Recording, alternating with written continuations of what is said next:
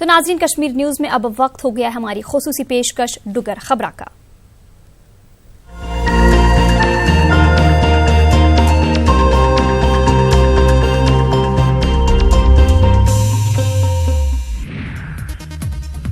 पुंछ जिला पुलिस आसिया नशावर चीजें दी स्मगलिंग खिलाफ मुहिम चलाई जा रही है। मुहिम तहत पुलिस ते सेना दी रोमियो फोर्स ने मुगल रोड उपर एक नाका लाया। नाके दौरान कश्मीर थमां आने वाले 63 ट्रकें थमां 53 किलोग्राम भुक्की बरामद की गई ते ट्रक ड्राइवरें की गिरफ्तार करी लैता गया ते ट्रक जब्त किए गए। भुक्की कश्मीर थमां पंजाब लेती जा रही ही। पुलिस ने केस दर्ज करी लिया। SSP पुंछ रमेश अंगराल होरें मुहिम बारे दस्सिया। पोशाना पे हमारा रोमियो फोर्स का और पुलिस का एक जॉइंट नाका लगा हुआ है और दौरान फ्रिस्किंग जो है वो कल 3 गाड़ियाँ जो है वो इंटरसेप्ट हुई और उन 3 गाड़ियों से हमें कोई 53 kg भुक्की जो है वो बरामद हुई है। तीनों गाड़ियों के जो ड्राइवर्स हैं वो अरेस्ट किए गए हैं, जो गाड़ियाँ हैं वो सीज की गई हैं। ये जो ड्राइवर हैं ये मोस्टली साउथ कश्मीर वाली साइड से कहीं से भुक्की लाते हैं और फिर ये पंजाब या जम्मू की तरफ ले जाते हैं। सांबा पुलिस आसिया सरोर इलाके की गुज्जर बिरादरी कन्नै एक मीटिंग लाई गई। मीटिंग विच गुज्जर बिरादरी की पेशावर दी मुश्किलें की जानकारी हासिल की गई। इस मौके पुलिस ने गुज्जर नौजवानों की ड्रग्स से दूर रहने ताईं आख्या कि आपको शर्म के साथ मर जाना चाहिए। अगर ऐसी चीज़ें हो रही हैं, आपको पता है हो रही हैं, आप बताते नहीं हैं। लेकिन मैं जो बता रहा हूँ मैं झूठ नहीं बोल रहा हूँ, मैं सच बोल रहा हूँ। और ये वाली चीज़ आज के बाद, इस वक्त के बाद बंद हो जानी चाहिए। मुझे कहीं से भी कोई लड़का पकड़ा गया डोडा में और उसने कहा जनाब मैं सरोर से जाके नशा लेता हूँ, तो जिस घर से वो लेता होगा उसको मैं छोड़ूंगा, चाहे वो रोशन दिन होगा तो चाहे ये होगा तो चाहे ये होगा। पुंछ जिले की मंडी तहसील के ग्रां घग्गरकोट पुलस्त नदी उपर बनार दे मिनी हाइडल प्रोजेक्ट के डैम घग्गरकोट का रहने वाला 22 बरें का नौजवान फयाज खान डुबिए फौत हो गया। दसिया जा रहा है जो उत्थों लंघरदा हा ते तलैटिए डैम में जाई पिया। पुलिस ने लोथ बरामद करिए पोस्टमार्टम कराइए घरें वाले की सौंपी दी है ते मामला दर्ज कर लेता है। लापरवाही की वजह से हो गए और सारी इसी कंपनी की गलती से हुआ। ना कोई डिफेंस नहीं है, कोई फेंसिंग नहीं है, कोई कुछ नहीं है। और जो आता है जैसे आज जैसे वो काम कर रहा था उसकी जान चलेगी, इनकी लापरवाही से हो। आइंदा कोई ऐसा कोई हादसा ना हो, वो इन लोगों के लिए कोई ऐसी सहूलियत की जाए और इस पर फौरी तौर FIR लगनी चाहिए और इन्वेस्टिगेशन दिलो जान से होनी चाहिए और जो इस जान की कीमत और कोई जान दे के चुकानी नहीं चाहिए। सांबा मानसर धार रोड दे राहें कश्मीर जाने वाले समान कन्नै लदोए दे ट्रकें की अमरनाथ यात्रा के मद्देनजर रोकी रखने शा ड्राइवरें च बड़ा रो रुसा है। उनका आखना है जे उन्हें गी ऐसी थार रोकया गेदा है जिथे खाने पीने की किश नहीं मिलता ते ना गै उनके कोल राशन है। ट्रकें च लदोए दा समान भी खराब हुआ करता है। उन्हें ट्रैफिक पुलिस की अपील की है जे उन्हें गी अगड़े जाने की इजाजत दी जा। जम्मू से ये गाड़ियाँ छोड़ रहे हैं सर, उधर से गाड़ी चली गई। हमें आज 6 दिन हो गए इधर, ना पानी है ना कुछ है। बुजुर्ग बंदे हैं, ड्राइवर लोग वो भी बीमार पड़ गए इधर। बच्चों की गाड़ी में खवासी लोग बेचारे ये बढ़ते जाते पानी 3 किलोमीटर। ये भी तो आखिर इंसान है, ये भी इंसान है, जानवर नहीं है। गाड़ियों के किससे सर वो कैसे उतरेंगे सर?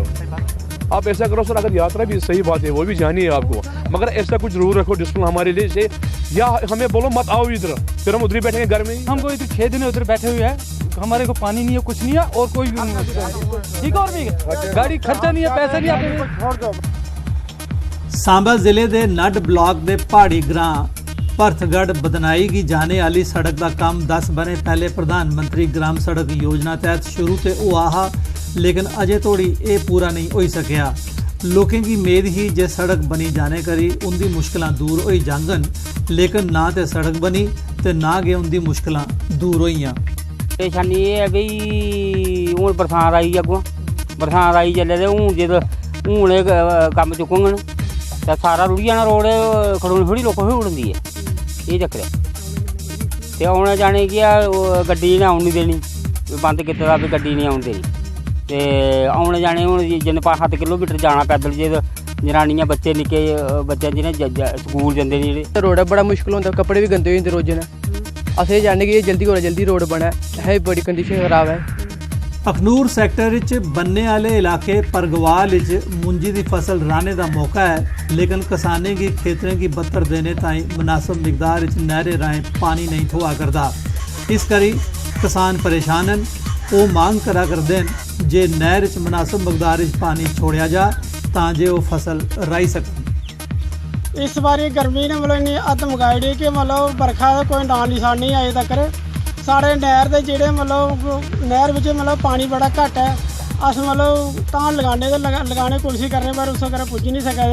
आम अपनी सरकार की और मैसेज पहुँचाना चाहना कि जिहड़ा इस वक्त है साड़ा खेतीबाड़ी का धान लगाने का टाइम है और साड़ी धान जिहड़ी है इस वेले पानी ना होने की वजह कन्नै एक घंटा एक महीना लेट हो गई है।